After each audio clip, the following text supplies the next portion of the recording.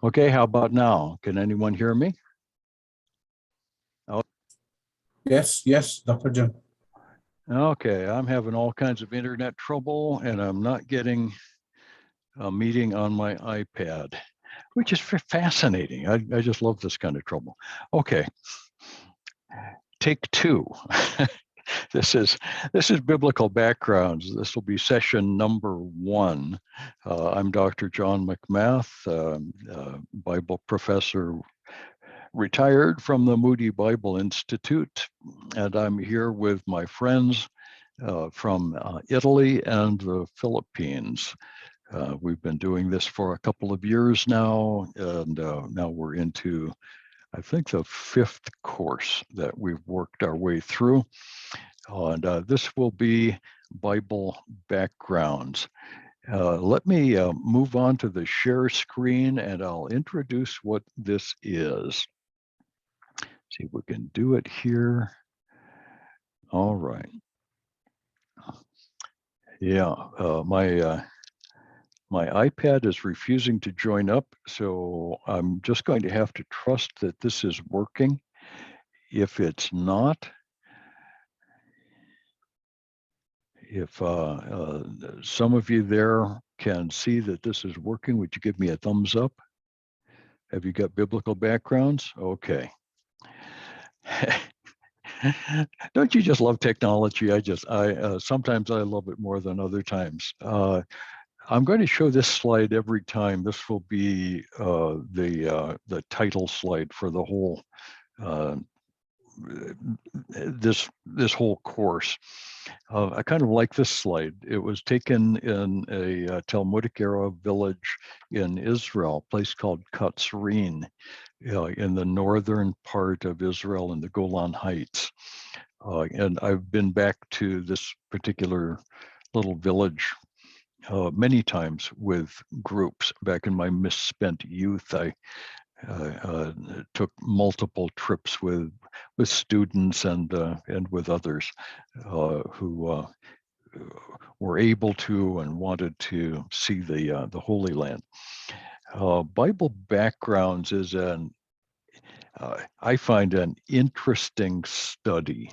We might ask, what is this exactly and why should we do it? First of all, we were talking about why we bother with Bible backgrounds. Sometimes this course is called Life in Bible Times. That was the name of the course that I taught at Moody. Sometimes we call this historical geography, which is simply a different emphasis within the same thing. Sometimes this is simply an introduction to archaeology. And I'm not going to do quite as much of the technical archaeology as I would in the normal course, because most of us are never going to go do archaeology. But there's archaeology, there's history, there's culture, there's all kinds of stuff. So why do we bother with studying this course? One, the critics, non-Christians, people who call themselves Christians but don't believe that the Bible has truth for us. Critics often wonder why we believe the things we do. Studying biblical backgrounds is going to help to provide evidence for that faith. Okay, that's one small part of it. I find it's fairly rare anymore that I'm arguing with non-Christians. And when I do, the point is not the argument. The point isn't winning an argument. We're trying to do evangelism, and sometimes a knowledge of the evidence helps. But for me, that's not the main thing. Secondly, Bible backgrounds provide illustration. Very often, understanding the background of a particular text or a particular event helps to make sense of it. We can understand it against the context. This is number 3. Context is a word that means all the stuff around a thing that isn't the thing. Okay, so context is the picture in the background that helps you to understand the thing you're looking at in the foreground. So a soccer ball all by itself against a blue background is kind of boring. But if that soccer ball is shown in the hands of a teenage boy surrounded by a bunch of other teenage boys, and they're getting ready to run across a field where the opposing team is off in the distance. Now you've got a story. Now you've got a game being played. Now you've got a place where this is happening. That's what biblical backgrounds do for us. Instead of just a text, I am the good shepherd who lays down his life for the flock.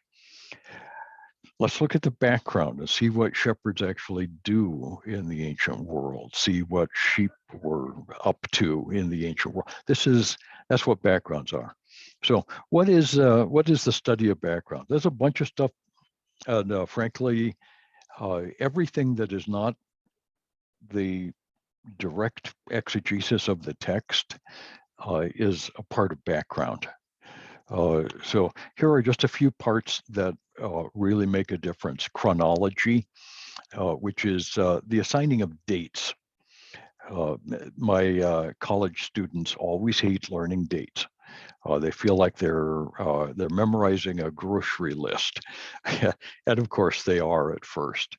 When you're first introduced to dates in particularly the Old Testament, they're so hard to remember, and it doesn't seem to make any difference. I mean, who cares whether it was 2166 or 2165 BC? I mean, who cares? So the chronology is the assigning of dates, and the relationship among the dates of people and events. The development of what we call synchronism. When two things happen at the same time or close to the same time in related places, there's a good chance that they're related to each other. And when very important things seem to come in a sequence, we can say that those things are related. Perhaps there's cause and effect going on here. We're all the time in serious biblical studies trying to be certain about dates because it makes a difference. Geography is the ground on which the events happen. So this photograph is taken at a very peculiar place in the north of Israel. We call it Yar Yehudia. And I'm not even sure who the kids are who are splashing around in the water, but this hexagonal basalt pool is a unique place in Israel. It's one of the few places in the world where this kind of formation has waterfalls going through it. It's just quite the amazing place. The Old Testament and New Testament people must have known that it was here. Water features are always well known, and yet all we found so far in the area is a synagogue. We're not sure if there was a village around the synagogue. Why does it matter? Well, we don't know, but it's part of the geography. The location of rivers, the location of mountains, the location of roads, all of that influences the location of cities. The location of cities influences all sorts of other things. And so as we're reading through the Bible, and we're told about going up to a mountain nearby to pray, or walking along this route, and the Pharaoh so-and-so went from this place to this other place. All of these things have some kind of significance, and it's worth looking at things on maps to try to see the relationships. Religion. Ancient people thought differently about God or the gods. understanding how religion developed in the ancient world, how that developed in Israel, how that developed in the early church is really important. Virtually everything in the ancient world has some kind of religious significance. We're always looking at background like that. And then culture. Culture is all the stuff that happens in daily life that makes any unique people group distinctive. Donna and I were talking the other day about the Italian breakfast back when we were going to San Lorenzo all the time. I remember we would get hot, fresh bread every morning for breakfast and eat that with butter and black coffee, that good Italian coffee made right there on the stove in front of us. We'd sit around and begin the day in a unique cultural experience. I really enjoy the Italian breakfast. This is virtually the same reason that in Pampanga, I enjoy going down to Oscar and Sally's apartment for breakfast. It's different, but it's a cultural element that just starts the day right. There are lots of things in culture. The way clothing is worn, the way wedding feasts are managed, the way crime and punishment happen. All of these things are cultural. And when we look at a culture that is different from our own, it's important to remember that a thing that is different is not necessarily wrong, or, for that matter, right. It's simply different. Now, sometimes it's wrong. There are some elements of culture that I think we could all do without,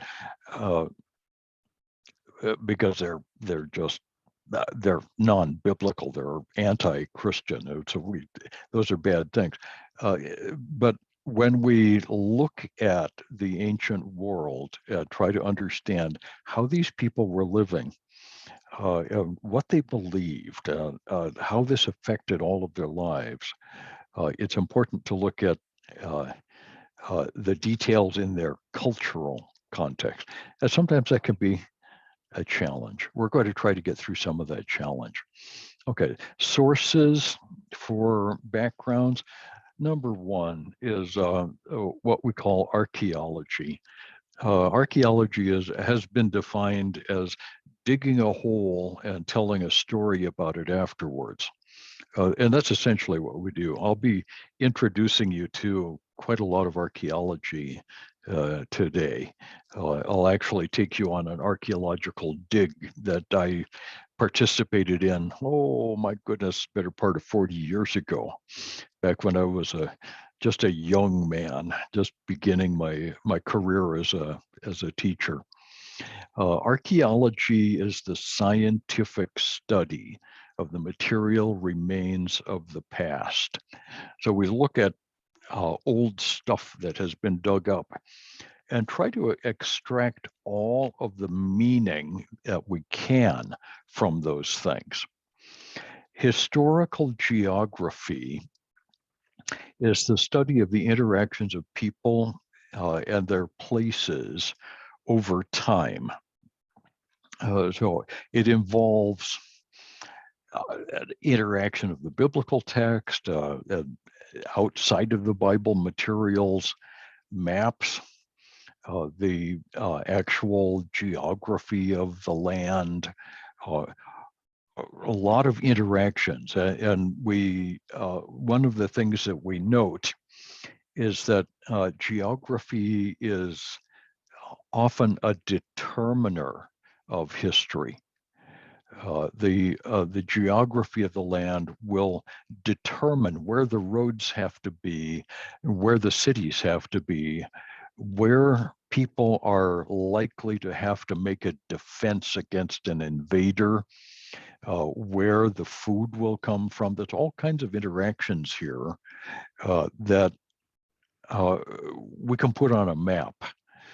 So I'll be showing you a lot of maps.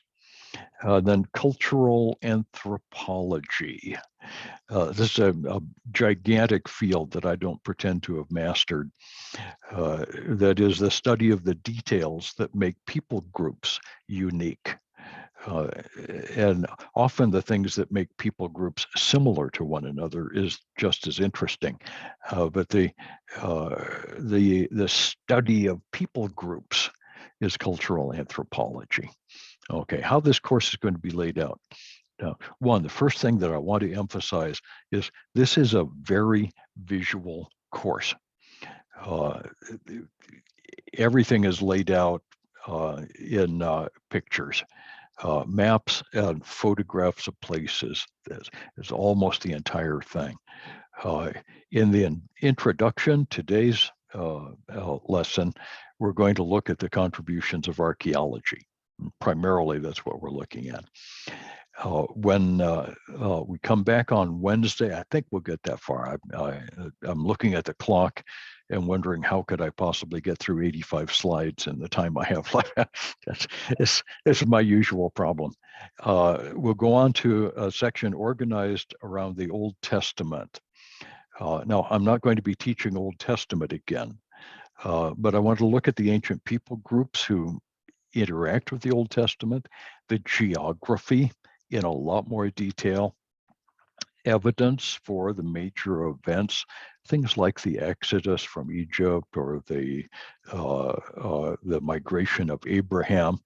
And I'll lay these things out, lots of archaeological and geographical detail in biblical order. So you can kind of follow through the Bible as we go.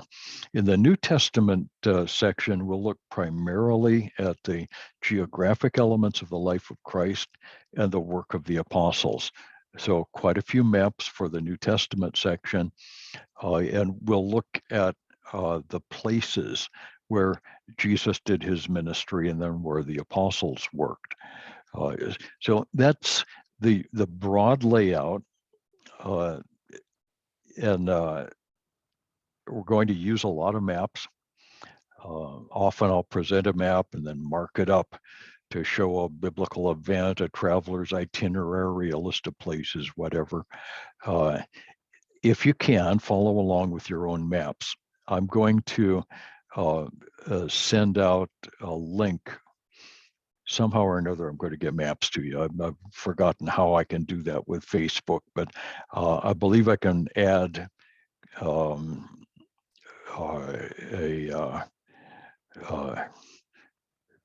connection. I can give you a link for the maps that you'll be using. They're all in color, and printing them out could be a bit of a pain. But if you've got some of your own maps, following along with colored pens or pencils can be a great exercise. And I'll be doing maps probably 10% of the time. So you may want to just follow along. You don't necessarily need to. Okay, another note on this. I said this is a very visual course. When I say visual, I mean the important thing is going to be what you see. So I'll show you a whole bunch of pictures. And most of the information is in the pictures. So if I tell you that this particular kitchen layout is from Katsrin, it really doesn't matter that the place is Katsrin. What you want to know is this is a biblical era kitchen, and just take in as much of the detail as you can, because that's what's helpful. Taking careful notes about all of the details that I talk about is not as important as getting a sense of the texture of the places, of the objects that I'll show you. Okay, lots of maps and how I would. And then what I call the principle of trivial detail. When an attorney makes a case in front of a jury, he often presents hundreds or maybe even thousands of individual details. When I was last on a jury, I got tired of watching all of the detail. A picture of the crime scene from this side, a picture of the crime scene from this side, the measurement of the crime scene from this point to that point, the distance between the place this person is said to have stood and the place this person is said to have stood, and the angles and how well the sound travels, all kinds of stuff that seems trivial. The basic idea is that every truth, no matter what that truth is, but every true proposition is surrounded by and linked to an enormous number of other truths. This is an interlocking web that forms a vast context of related truth, none of which can really exist without all of the rest. The lie tends to sit out in the open all by itself. Okay, the truth has lots of friends, but the lie just stands out there kind of naked. It's got nothing to support it. There's nothing to hang its hat on. It's just out there by itself. In that trial I sat through, the prosecutor got done with all of his very carefully laid out context, and the defense attorney had nothing to present to us but the mother of the accused, who claimed that her boy could never have done such an awful thing, and another fellow who claimed to be a pastor, and I really don't think he was, who claimed that this man was such a nice man, he would never have done such a thing. As a jury, we looked at that and we saw that the interlocking web of truth that the prosecutor had shared with us was utterly inconsistent with the position that the defense was taking. Either one or the other was not telling us the truth.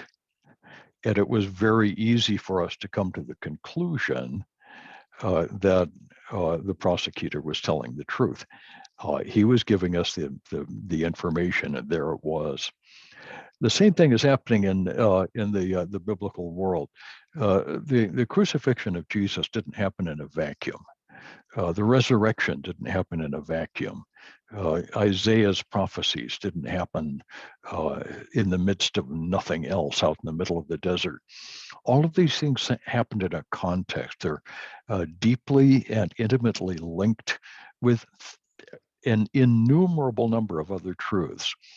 And as we read the Bible, we can often see references to context. Our job is to move on into that context and see what we can find. It's that's what biblical backgrounds is all about. We're looking at all that trivial detail that forms the background of the Bible. So let's start off with some archaeology. This is a shot from the main road outside of Cairo in Egypt. This is one of a set of pictures that I call 300 slides from a moving bus. But anyway, that's the pyramids in Egypt. Well, where do those fit in? Well, those fit into Egypt. Abraham walked past those pyramids. Well, does that prove Abraham? No, but it's part of the background, and all of it works together. We can think of thousands of archaeological details that confirm and illustrate God's word. literally thousands of individual details that archaeologists, some believers, mostly not, have dug up over the years. Those things have been published. Much of this is available in the great museums of the Middle East and of Europe. It's an amazing number of things have come out of the Holy Land into museums in Europe. Italy has some great stuff. And I've been to quite a number of museums in Italy, but also France, particularly the Louvre in Paris and the British Museum in London. They're wonderful museums. Germany has the great museums of Berlin, and I've been there several times. I love the museums in Berlin. In the museums, you see the artifacts taken from their original context. And it's surprising how often we get confirmation, illustration. Okay, the critics have attacked the Bible for going on 200 years now. The places are all wrong. None of those places are really there. The people never existed. David never existed. Abraham never existed. Moses didn't exist. The pharaohs didn't exist, so on and so forth. The events didn't happen. Abraham didn't migrate. Moses didn't lead the Exodus. Joshua didn't make the walls fall down. None of that stuff happened. The chronology doesn't work. They provide a new revised chronology that doesn't fit any of the background, and then they claim, well, that's because the Bible is just wrong. They haven't bothered to understand what the Bible actually teaches, and then they criticize it. The vocabulary of the Bible, hopelessly confused. Nobody will ever understand it. It can mean whatever you want. And the Bible text itself is late or early or forged or messed up or just plain wrong. The critics have attacked from all different directions, and we need to understand that their attacks are primarily based on their lack of faith. They don't trust Jesus. They don't trust God. They don't trust God's word. They're very unhappy people. So when I run into atheists and others who really hate God, I try to understand them. And their attacks really don't matter very much. Their desperate need for Christ is really what they're about. At any rate, that's what we find here. Let me go on to the next slide. Let's start looking at a little biblical archaeology. So biblical archaeology is the art and science of the recovery of the physical remains of the past in the Bible lands. This little pot on the right is a nice little illustration. And again, this is a good example of something not to take a jillion notes about. This particular pot was dug up in the Judean Shephelah, the rolling hill country southwest of Jerusalem. This is an imitation chocolate on white juglet. Okay, it's important that it's an imitation chocolate on white. The real chocolate on white was very nice pottery that came from the island of Crete during the Egyptian peace.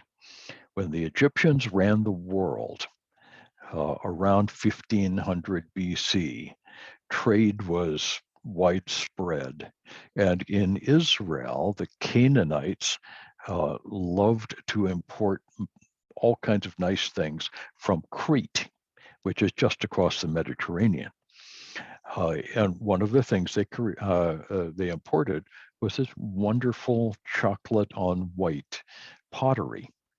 And we have lots of examples of the genuine chocolate on white. Right about 1400 BC, at a time that intersects the late Bronze 1 and late Bronze 2. And again, you don't need to remember Late Bronze 1 and Late Bronze 2, but here we are in the middle of the Bronze Age. Something major takes place in the history and culture and chronology of the Canaanite world. Something happened, and the Cretan imported chocolate on white pottery is no longer available. And they began making local imitation chocolate on white pottery. And so the chocolate decoration, dark brown, over a off-white, rather thick, heavy pottery. They made it from the local clay. It has big chunks of sand in it. It's not very nice stuff. So the culture of Canaan had taken a drop. And this little jug is a part of the evidence for that. Now, what happened around 1400? Well, the exodus from Egypt and the conquest of the land by Israel is what happened about 1400. So what is this? Well, this is a little bit of illustration. This is a little background, just a little background. Is it proof? No, I don't usually use the word proof. This is just an illustration. It's one of the true things. I mean, there it is. There's that pot, and we can date it because of where we found it in the tell. Somehow you have to explain it. And an excellent explanation is the biblical explanation. The culture of Canaan was degraded rapidly by the invasion of the Israelites. That's how we use backgrounds. It's a tool. Places. Careful study of scripture has led archaeologists to one site after another all over the ancient world. When we study the Bible, we're often introduced to places. And we say to ourselves, well, where could that be? We ought to ask questions like that. The Bible often gives us great hints as to where exactly a thing might be. It's fairly rare that we find a great big road sign saying, Jerusalem next 5 exits. That's fairly rare. We actually find that in Israel. This man is standing next to some very old stones at a place called Tel Gezer. Gezer is one of the cities that figures in the Israelite conquest of the Promised Land. And we know where Gezer ought to be. It's on the route from this place to another place. And when we look for major sites that date to about the right time that are along that road, this is the place that pops up. And it just so happens that Tel Gezer, I don't have a picture of it, but Tel Gezer has a boundary marker about 2 kilometers out from the Tel itself along the road toward Jerusalem. There's a boundary marker saying essentially, this is the boundary of Gezer. You're arriving in the metropolitan area of Gezer. So we know that this is the place. How important is that? Well, not terribly important. What happened in the Bible at Gezer? Well, not very much. A little bit, every once in a while. It's one of the places that Solomon fortified. But what did Jesus do here? Nothing. It's just part of the evidence, part of the background. In the New Testament, we have places like Batchaishan. Batchaishan is a major Old Testament site. The mound that you see there in the background is the mound upon which King Saul and his son Jonathan were hung after their deaths on Mount Gilboa. If I were to turn my camera from where I'm standing 90 degrees to the right, I could show you Mount Gilboa. As Saul and Jonathan died there with many of the men of Israel, and the Philistines hung them on top of that mound. The lower city dates to the New Testament. It was one of the cities of the Decapolis.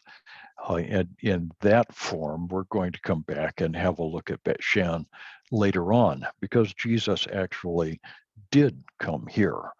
And we know that. In the south of Israel is a place called Beersheva. It means the 7 wells.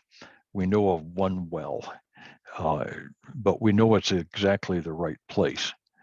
It's right on the road. It's a major walled city. The Egyptians fortified it, and it has a big, still functional well right outside. Water sources don't move around in the ancient world. Once you've dug a well, it's there forever. The well and the city are exactly where we expect Beersheva to be. It's the right place. We'll be back to Beersheva. Bethlehem, the little town of Bethlehem, is still a relatively little town. Most of those towers that you see in Bethlehem are church steeples. Those are gradually being replaced by minarets in the modern city. The Muslims hate the Christian tradition with a passion and are trying to drive it out. But there's absolutely no doubt that this little town is Bethlehem. It's exactly where we expect it to be. Jerusalem is hard to hide. It's a city set on a hill, that it's a tough place to hide. The biblical location of Jerusalem is very clear. And when we go back there, we find virtually 5,000 years of history, all of biblical history and beyond that, all the way back to the dawn of time. Here is ancient Jerusalem. This, of course, is the western wall of the old Temple Mount. Muslims try to say that the Jews never lived in Jerusalem and there was never a temple here, but that's obviously a stupid argument. The Jews obviously lived here, and this is obviously their capital city. The Sinai Peninsula is the place where the Exodus took place, and we know quite a lot about the Sinai. We're going to go there, and I'll show you a bunch of pictures from Sinai. I'm missing a part of my word. This is Ephesus. And I've shown you some pictures from Ephesus while we were teaching New Testament. I'll probably show some more pictures from Ephesus. One of the great cities of Asia Minor, and this is the ancient library that was there shortly after the time of Paul. The city of Athens, the Parthenon in Athens, was there when Paul walked through. This is a part of the backdrop of the New Testament. The city of Rome was a great city in the time of Peter and Paul. Peter was actually imprisoned there while his disciple Mark went up and down the eastern coast of Turkey, planting churches that are still there today. Besides the places, we run into people. Now, this isn't actually people. This is a boat, but it was built by people. The model in the foreground is a model of a different boat that was found, a 1st century fishing boat found at the north end of the Sea of Galilee. One of the most exciting finds in Israel of the 20th century, one of the dozen or so really big ones. This fishing boat dates to the time of Christ. And by studying it, we get a very, very good idea of what fishermen on the north end of the Sea of Galilee actually operated like. We see how they functioned. We're going to come back to this, and I'll walk you through details of the Jesus boat, as we often call it. because it gives us so much detail about the disciples. Surprising number of biblical people have turned up. Okay, this little guy, oh my, and my names have gone. This little guy has to do with David. Okay, this is the David or House of David Steely at Tel Dan in the north of Israel. It was actually put up by a Syrian enemy, and it claims that the House of David is no more. Its line is diminished. It was probably set up in Dan around 800 BC, about 200 years after the time of David. But what does it confirm? It confirms that the Syrians really hated the Davidic kingdom. David really had a kingdom in Jerusalem. It was really named after him, and the Syrians were enemies. It is difficult to argue with something like that. For many years, New Testament critics have argued that Pontius Pilate was probably a figment of the New Testament writers' imagination. They just couldn't imagine that Pilate would have been there. They knew of a Roman governor named Pilate, but he was in the wrong place at the wrong time. And certainly not during the reign of Tiberius. So we have this little plaque, which is found outside of the theater at Caesarea. And the first line is the word Tiberius. We've got very clearly IBER, IEUM, Tiberium. The next word down has a US and then PILATUS, Pilatus, Pontius Pilatus. Okay, what this inscription is telling us is that during the reign of Caesar Tiberius, Pontius Pilate dedicated this theater to the people of Israel. Okay, this is a very typical thing for politicians to do. Pontius Pilate didn't lay a single brick, but he arranged for the taxation that was necessary to pay for the building of this structure. So he feels like he can be in on this. Okay, Pontius Pilate, there he is. Now Balaam, in the Old Testament, we have the story of Balaam and his donkey.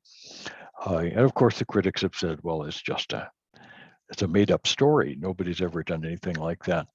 In the middle of this photograph is taken halfway up the Jordan Valley on the way from the Galilee to Jerusalem. And I'm driving along the security fence and looking out over the Jordan Valley. Right in the middle of this picture, almost the exact middle of this picture, is a mound called Der Allah. And again, it doesn't matter that the mound is called Der Allah. What matters is that found there was a collection of clay tablets, which were the collected works of the prophet Balaam. Fascinating. And it turns out it's the same Balaam. Now, Balaam didn't write those tablets. They date to several hundred years afterwards. But Balaam was so famous that his works were preserved in a collection in this place, right across the river from Israel, in approximately the place where the original Balaam would have done his prophecies for King Balak. And when we read through the Balaam collection in Der Allah, we find lots and lots and lots of technical terms, prophetic type technical terms, divination technical terms, sacrificial technical terms that Balaam also uses in the book of Numbers. There in Numbers chapters 22 through 24, we've got some strange words that are only used there in the Old Testament. At Der Allah, we find out these are Balaam's words. These are technical words from Balaam's home language of Akkadian that describe his prophetic work. That's fascinating stuff. And really, it was surprising for the archaeologists to be so honest with what we have there. Details about Abraham pop up all over the place. And this isn't Abraham, of course, this is a camel. And watch out, they spit. They really do. They're nasty little guys. But Abraham's use of camels had often been criticized. The critics say that camels weren't domesticated until the Iron Age by the Arabs. But in fact, we know now that camels have been in use going way, way back at a place called Mari. And again, it's a place we don't need to worry about, but a place in Mesopotamia called Mari. We found thousands of tablets, and amongst them are rental receipts for camels. So there's a Hertz camel rental office there in Ur. And if you're doing a one-way trip to the promised land, you could rent a bunch of camels and just drop them off in Shechem on the other end. So Abraham could easily have used camels. There's no reason that he couldn't have. Lots of specific biblical events are confirmed or illustrated in the archaeology. This particular little wall is one of the walls of Jericho. And we know that Joshua fit the battle of Jericho and the walls came a-tumbling down. Well, when the walls came tumbling down, only the top part of most of those walls came down. The bottom part stayed in place. And we should still be able to find what's left of those walls. And I'm not going to give you all of the historical detail, but parts of it. This wall dates to the end of Late Bronze 1. We know that from the pottery that we find in the wall. It's a wall whose upper bricks, made of a red clay, tumbled down the ramped outworkings of the defense structure of Jericho. The archaeologist who originally found that called it the red streak. It's all the way around the tell, goes for several hundred meters out into the surrounding field. It's a red bricky streak. Where did it come from? Well, it came from this wall, the wall that went all the way around Jericho at that time. This was actually discovered by an Italian archaeological crew back in the late 90s, when they were doing most of their work. But there's the conquest. A little more on the conquest. Here's a bronze arrowhead from a place called Lachish. This is the kind of arrowhead Joshua would have used when attacking the city of Lachish. Is it really one of Joshua's arrows? Well, we don't know, but it illustrates it. There it is. Dan's migration. The Israelites had a distinctive kind of pottery. We call this the tall one standing there in the back is called a collar-rimmed jar. That is very common during the Iron One period, when the tribe of Dan left their homeland in the south and moved far to the north to what we today call Tel Dan. Among other things, they took with them the collar-rimmed jars and the carinated jars and the distinctive Israelite juglets. Even the fall of Jerusalem to the Romans in 70 AD is illustrated in the archaeology. This is the triumphal arch of Titus in downtown Rome in the Forum. And what do you see there? That's the menorah from the temple in Jerusalem. Now we know that the destruction of Jerusalem happened, but it's interesting to see an eyewitness account of that very thing. The crucifixion of Christ itself is illustrated by artifacts that we find in Jerusalem. This thing on the left is a game board in the gatehouse, the guardhouse at the Damascus Gate of Jerusalem.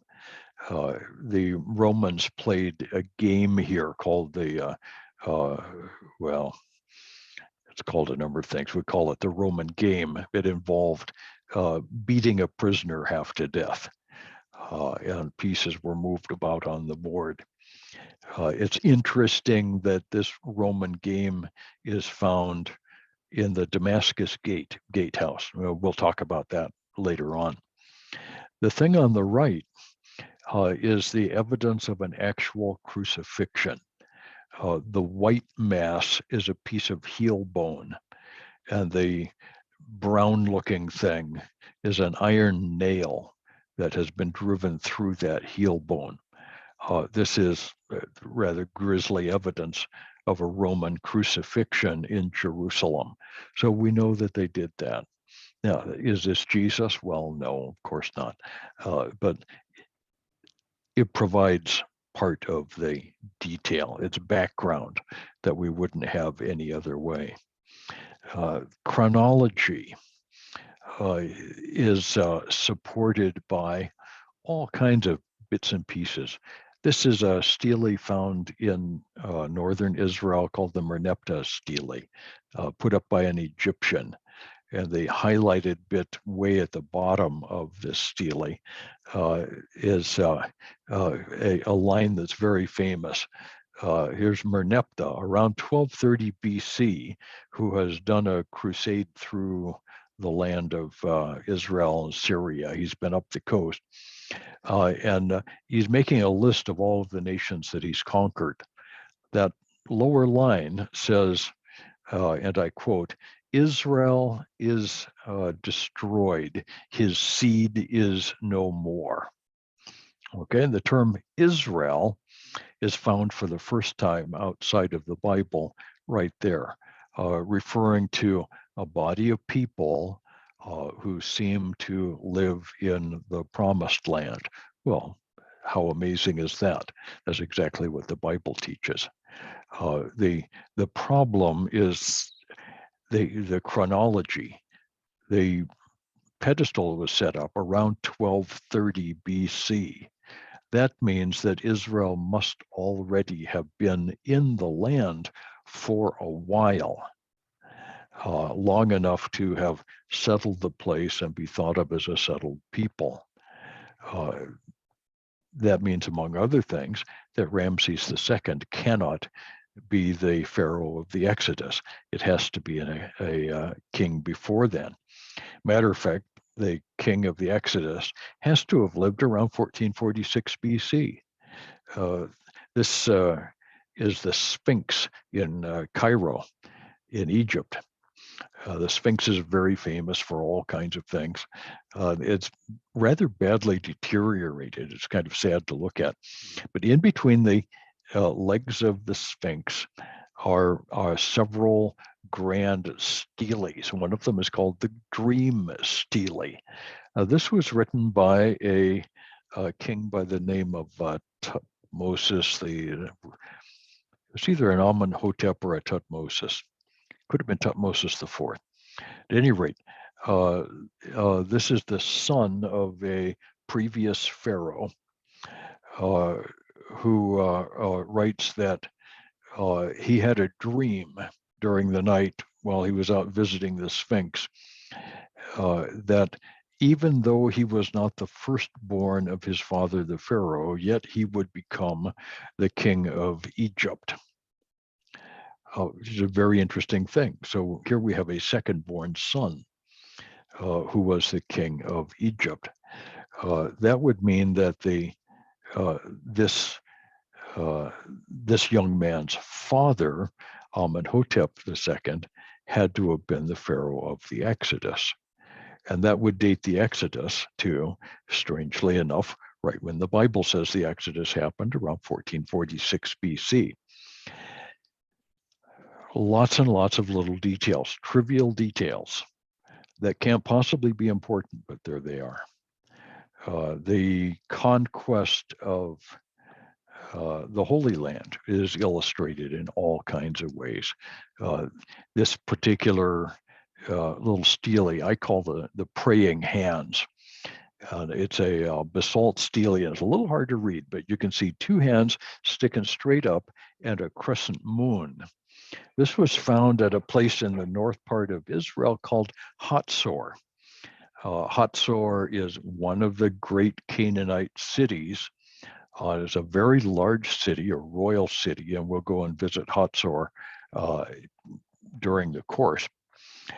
And this stele was found in one of the temples of Hatzor that was dedicated to the worship of the moon.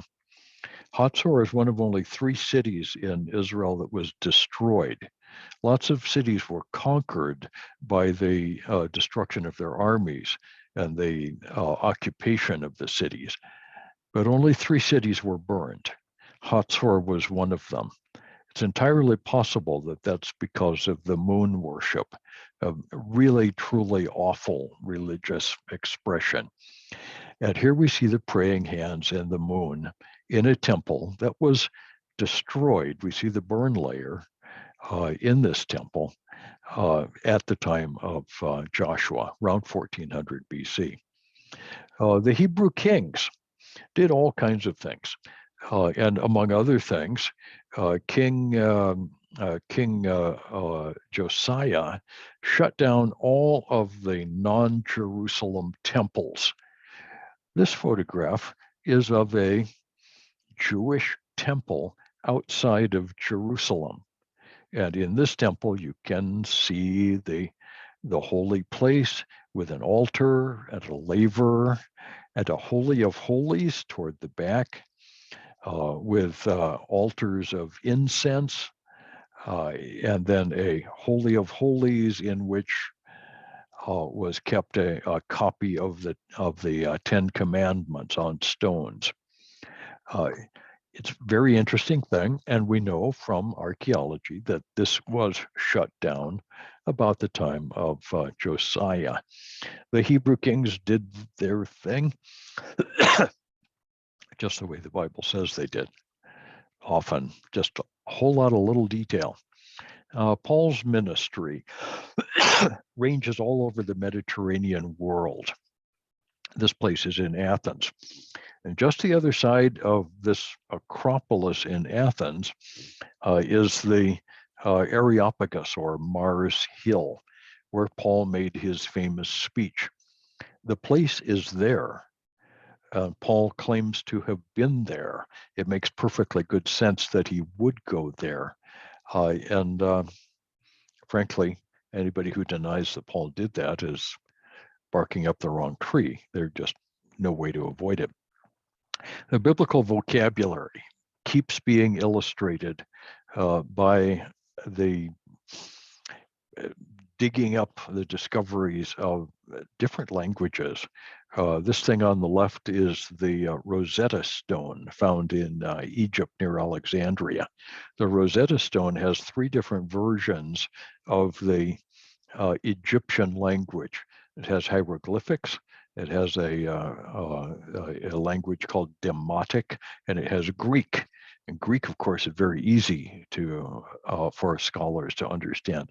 The Demotic was easy to decipher because it's written in an alphabet. The hieroglyphics was very, very hard to understand. Travelers had seen them before.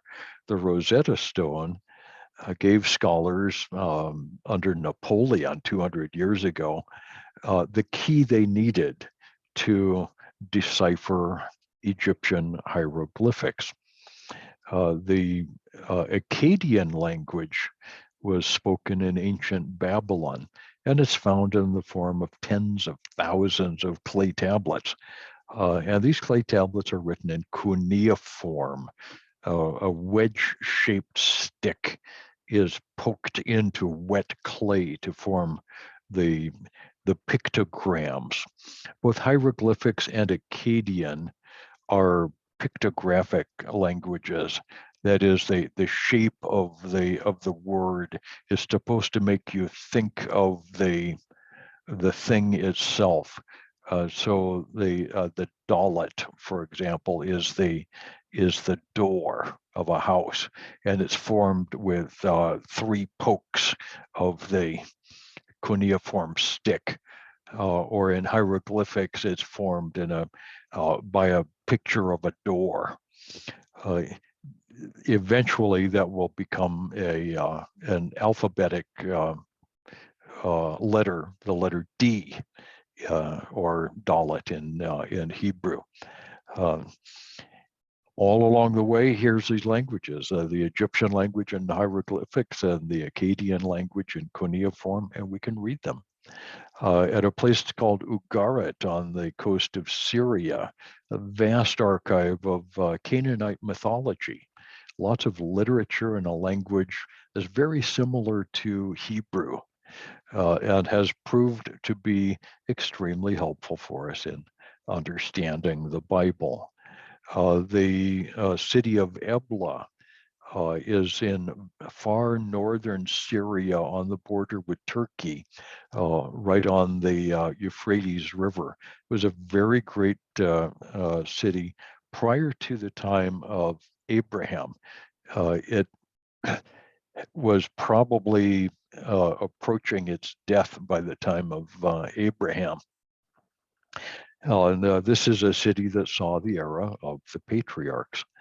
It carried on trade with the 5 cities of the plain, Sodom and Gomorrah and Zeboim and Zoar, the cities that we associate with Lot and with the destruction. More recently, the papyrus from New Testament times, from the time of Christ, we have literally thousands of papyrus documents that illustrate the language of the New Testament and all kinds of background, tons of background. We have receipts and legal documents and contracts and poetry and drama and literature, all kinds of stuff from the time of Christ, which uses the Greek language of the time. And so we'll find some New Testament word that maybe we wonder about. Okay, the word for church is ekklesia. How is this used in the papyrus? And we see how it's used, and that helps us to understand what the New Testament means by the word church. Okay, the biblical text itself has been dug up by archaeologists. Modern translators have access to an absolutely wonderful collection of ancient manuscripts of both the Old and the New Testament. This is a New Testament manuscript. This manuscript comes from the Old Testament. The traditional text of the Old Testament is called the Masoretic text, named after the scribes, the Masoretes. It is marvelously preserved, going back probably as far as the time of Ezra the scribe in Babylon. The text itself is in the upper left-hand corner of this page. That's the actual biblical text, complete with the vowels. On the right-hand side is a series of Aramaic abbreviations, and you don't need to memorize those. Along the bottom of the page is footnotes. And the abbreviations and the footnotes are providing keys to understanding the text itself. Like the most common thing is called a lamed. It looks like an ox goad, and the lamed is short for an Aramaic word that means, if you look at this little word and go over here and look for a circle. And that little circle is over the top of a word that is unusual. And in the footnote, there's a note about why this word is unusual. What the Masoretes were doing was providing a fence around the Old Testament text. And we find thousands of manuscripts of this. Well before the Masoretes, we know that the text of the Old Testament was being cared for. This is the Aaronic blessing scroll. And all of my titles have moved around. I thought I was being so careful, apparently not. This is actually a copy of the Aaronic blessing scroll. It's made of silver and just a few centimeters long. As I recall, it's 2.5 centimeters long, and it includes the Aaronic blessing. The Lord bless you and keep you. The Lord lift up his countenance upon you and give you peace. Okay, very nice.